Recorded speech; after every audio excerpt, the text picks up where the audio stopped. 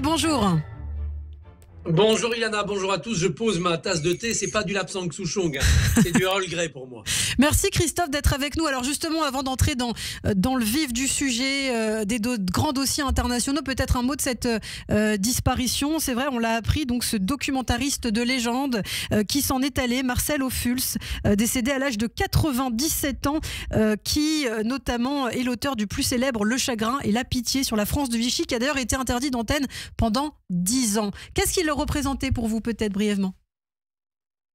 Alors c'est un moment de vérité, vous savez, c'est ce difficile accouchement de la vérité sur la France, en France, par la France. Après 1945, il y avait un consensus, tout le monde avait été résistant, la parenthèse pétainiste était une erreur due à l'oppression allemande et on tournait la page. Il s'agissait de réconcilier les Français. Dès 1953, des lois d'amnistie ont considérablement blanchi des collabos. Alors on comprend la volonté politique du général de Gaulle de ne pas fragiliser le pays, mais évidemment c'était une chape de plomb sur la mémoire. Et des artistes, des journalistes, des enquêteurs comme Marcel Ophuls ont contribué à faire revenir la vérité. Le Chagrin et la Pitié était un moment très fort. Et ça se passe à Clermont-Ferrand. C'est la ville de Clermont-Ferrand, pas très loin de Vichy, qui sert de laboratoire pour voir ce qui s'est vraiment passé dans une ville française moyenne pendant ces 4 années d'occupation. Tout cela entrecoupé d'images d'archives, notamment de la propagande de Vichy. Et on voit, grâce à cela, qu'évidemment, c'était très complexe. Ce que Paxton démontré par un livre quelques décennies plus tard, Marcel Ophuls l'avait déjà montré. Et donc, c'était extrêmement important. Et en effet, l'ORTF, la télévision française de l'époque, l'avait refusé. C'est par la Suisse et les cinémas que ce documentaire a pu être diffusé. Mais vous voyez, il continue, plus de 60 ans plus tard, à marquer les mémoires. C'est le moment où on commence à entrer dans une œuvre de vérité et de mémoire. Eh bien, merci pour cet hommage rendu à ce documentariste. Alors, on va parler de l'actualité. Évidemment, cette relation de plus en plus tendue entre la France et Israël. Jamais de mémoire de diplomate, c'est ce qu'on entend en tout cas. On était allé aussi loin dans l'escalade verbale entre dirigeants français et israéliens. Depuis quelques semaines, Emmanuel Macron et Benyamin Netanyahou ont des mots assez durs l'un envers l'autre. Et dans une vidéo postée en anglais sur les réseaux sociaux vendredi dernier, après l'attaque au musée juif de Washington, Benyamin Netanyahou a quand même reproché au chef de l'État français d'être du mauvais côté de l'humanité, du mauvais côté de l'histoire. Il a même accusé d'encourager les meurtriers en référence au Hamas. Alors, est-ce que vous avez aussi l'impression, Christophe, que la relation entre nos deux pays se dégrade ? La relation est dans un moment dégradé, c'est évident. Mais il ne faut pas comparer les histoires. Vous savez, quand le général de Gaulle avait parlé du peuple sûr de lui et dominateur, c'était à mon sens beaucoup plus profond comme attaque d'Israël et de sa légitimité que ce que l'on voit depuis quelques mois. Pourquoi je dis cette chose-là? Pourquoi je fais ce jugement? Parce qu'aujourd'hui, nous vivons à l'ère de la surenchère verbale partout, avec la multimédiatisation, avec les réseaux sociaux, un tweet répond à un tweet, une interview à une interview, et tous les responsables politiques de la planète sont engagés dans une surenchère verbale. Mais si on regarde le fond de la relation diplomatique, culturelle et économique, au milieu des années 60, quand le gaullisme dominait avec sa politique pro-arabe, les relations diplomatiques entre Israël et la France étaient fondamentalement tendues. Au fond du fond, il y avait une tension entre ces deux pays. Il n'y avait pas de facilité à travailler ensemble. Depuis, ça s'est considérablement amélioré et l'état de la relation actuelle me semble bien meilleur. Mais c'est justement parce que la relation est plus intense, plus riche, plus nourrie depuis maintenant quelques décennies que les incidents sont surexploités. C'est une relation importante, donc quand elle se dégrade, eh bien, on en parle beaucoup et ça se voit beaucoup. On n'a pas envie de se remettre en question. Et bien entendu, il y a cette surenchère aussi de 2 chefs d'État qui sont sur la pente descendante. Macron comme Netanyahou ont plus d'années de pouvoir derrière eux que devant eux. Ça va se terminer. Et cette fin de pouvoir est particulièrement douloureuse pour chacun d'entre eux. On sait que Netanyahou aura probablement des comptes à rendre à la justice et on sait qu'Emmanuel Macron a perdu quasiment toute emprise sur la vie nationale française. Et donc ils se retrouvent dans une agressivité mutuelle qui finalement leur permet un peu d'exister. C'est dommage, mais je ne m'en inquiète pas outre mesure. Alors par ailleurs, on parle de cette relation entre la France et Israël. On l'a appris hier soir, Jean-Noël Barrot va dès aujourd'hui et demain être en Arménie. Il va rencontrer Varsen Agabekyan-Shahin, son homologue de l'autorité palestinienne à Yerevan. De quoi sera-t-il question? Et d'ailleurs, pourquoi cette rencontre a lieu en Arménie?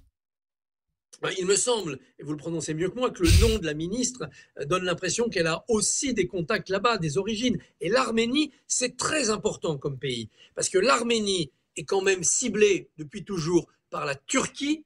La Turquie est en train de mettre la main sur la Syrie. La Turquie entretient avec Israël des relations contrastées, complexes et qui se sont elles aussi dégradées. Donc on est au cœur de cet Orient large et compliqué. Être en Arménie, ce n'est pas être en Turquie. Être en Arménie, ce n'est pas être ni au Qatar, ni en Arabie Saoudite. Mais on est quand même dans cette zone géopolitique, j'allais dire géotectonique, où l'avenir se joue. Et donc c'est important de passer par de tels pays pour montrer qu'on est non dans les capitales occidentales, mais pas non plus dans des pays partisans dans le conflit actuel au Proche-Orient. Par ailleurs, le but de cette rencontre, c'est de préparer le fameux sommet du mois de juin, où Emmanuel Macron espère, espoir sans doute illusoire, avoir une double reconnaissance, un double phénomène de reconnaissance, la reconnaissance d'un État palestinien embryonnaire et la reconnaissance d'Israël par des puissances arabes. L'un n'ira pas sans l'autre. On voit bien comment cette reconnaissance de l'État palestinien par la France, c'est une manière pour Emmanuel Macron de lester son bilan géopolitique, d'avoir des faits marquants. Mais s'il le fait gratuitement, s'il le fait sans apporter autre chose à la paix, il sera quelque part l'otage du Hamas. Il aura été victime de la manipulation du Hamas. Le 7 octobre aura provoqué cette reconnaissance. L'ambassadeur Zarqa, d'ailleurs, vendredi, en répondant à vos questions, l'expliquait très bien. Si la reconnaissance d'un État palestinien a lieu aujourd'hui de manière unilatérale par la France, sans concession, sans compensation, eh bien, ça veut dire que le 7 octobre a produit un fruit, qu'il a apporté une rançon politique au Hamas. Il faut bien sûr que cette reconnaissance de l'État palestinien intervienne après la disparition du Hamas, après la reconstruction d'une scène politique palestinienne reconstituée, pacifiée et démocratisée. À ce moment-là, on pourra reconnaître quelque chose qui, en effet, s'apparentera à un véritable État avec lequel on pourra avoir des relations. Alors, il y a cette reconnaissance imminente de l'État palestinien par la France lors de ce sommet donc franco-saoudien. Israël qui a aussi réagi avec colère à l'annonce d'un possible réexamen de l'accord d'association européen dont bénéficie l'État hébreu. La France n'y semble pas non plus opposée, hein, Christophe.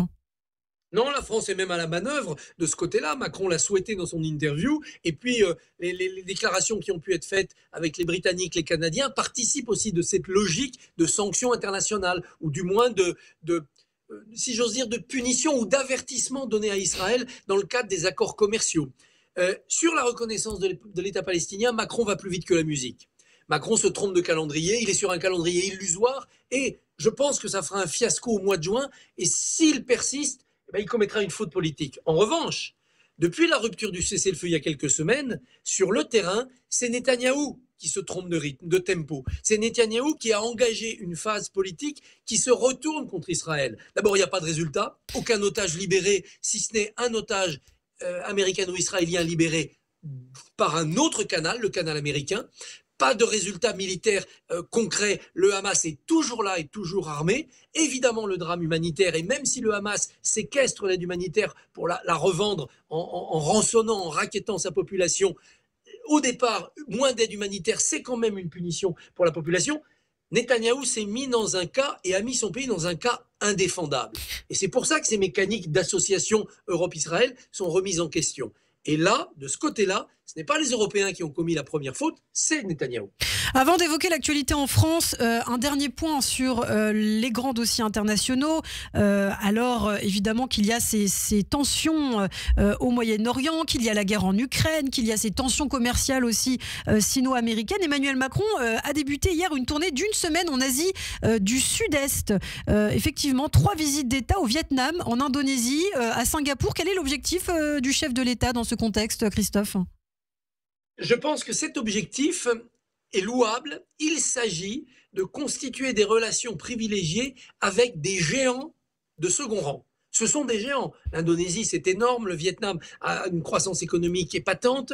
Mais ils sont dans une zone qui est dominée par 2 autres super géants, l'un d'un côté, la Chine de l'autre. Et bien entendu, les Américains sont aussi influents dans cette zone. La France va s'appuyer sur des puissances moyennes, voire des puissances secondaires, parce qu'elle est elle-même devenue une puissance moyenne et une puissance secondaire. L'alliance des petits, l'alliance des moyens, c'est une bonne manière de faire de la diplomatie et de l'économie pour avoir son mot à dire dans un jeu où les plus gros, ce n'est plus nous. C'est plus l'Angleterre et la France comme au 19e et au 20e siècle, c'est encore un peu les États-Unis, c'est beaucoup la Chine et peut-être bientôt l'Inde au-dessus de tout le monde. Donc cette stratégie de contournement, si j'ose dire, est assez habile. D'ailleurs, c'est ce qu'on a fait longtemps en Europe quand on avait des relations d'amitié avec la Tchéquie, la Pologne, la Roumanie, parce qu'on s'inquiétait soit de l'Empire allemand, soit de l'Empire russe. Mais ça, c'était pour les siècles passés. Un mot de l'actualité en France, on y vient, on parle effectivement de cette création d'un droit à l'aide à mourir. Les députés se prononceront définitivement sur les 2 propositions de loi, je crois demain, 2 votes solennels, Christophe, auront lieu ce mardi 27 mai. Alors où en est-on concrètement? Qu'est-ce qui a bougé?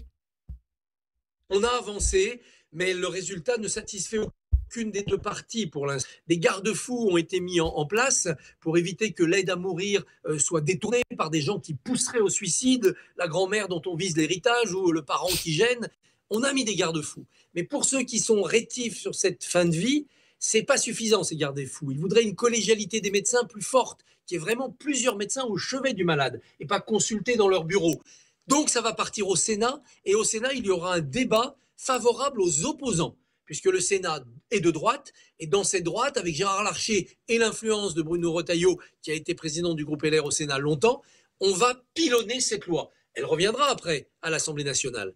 Nous vivons un moment éthique extrêmement important. Il faut être prudent, il faut y aller avec des pincettes, mais il ne faut pas oublier que la volonté profonde d'une grande majorité du peuple, c'est d'avancer vers une aide à mourir, vers une fin de vie plus facile. D'ailleurs, le peuple aura peut-être son mot à dire parce que, rappelez-vous, Emmanuel Macron a envisagé un référendum si ça s'embourbait dans le débat parlementaire. Il nous reste 1 minute pour parler également du congrès du Parti Socialiste, Christophe, dont le premier tour du vote des militants a lieu également demain et qui comporte de nombreux inconnus. Alors on parle d'Olivier Faure, on parle de Nicolas Meyer-Rossignol. Qu'est-ce qu'on peut en dire, Christophe? Bismarck disait dans un match à 3, il faut être l'un des 2. Il y a Vallot, Faure, Meyer-Rossignol. Demain soir, il y aura un éliminé sur ces 3-là. Et puis début juin, il y aura une deuxième compétition entre les 2 survivants, avec des alliances. Et on se retrouvera mi-juin pour le congrès final. Mais l'essentiel de tout cela, derrière cette bataille honorable d'ailleurs d'hommes et d'idées, beaucoup d'hommes et pas beaucoup d'idées, eh bien l'essentiel c'est le lien avec la France insoumise. Oh, tous ils déclarent c'est fini, on n'en veut plus. Mais on sait que s'il y avait dissolution en octobre, avec Olivier Faure, on y retourne vers l'alliance. Avec les autres, moins. Ça sera l'enjeu, on le surveillera, on en reparlera d'ici la mi-juin. Merci beaucoup Christophe, on vous retrouve demain à 7h45, à demain.